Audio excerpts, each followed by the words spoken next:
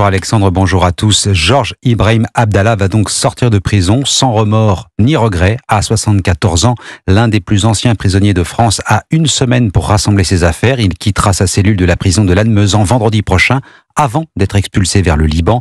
La remise en liberté de ce terroriste et militant pro-palestinien a été applaudie par la France insoumise mais fustigée par l'ensemble de la droite. William Molinier.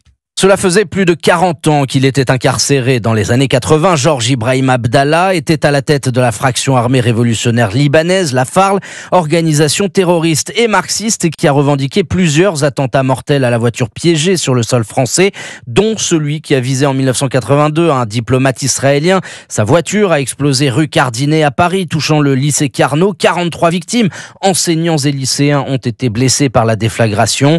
Avec ce passé sanglant, Georges Ibrahim Abdallah reste aujourd'hui encore une figure de la lutte pro-palestinienne soutenue par la France insoumise. Les élus et les filles qui le présentent non pas comme un terroriste mais comme le plus ancien prisonnier politique du monde, un martyr selon eux de la répression d'État.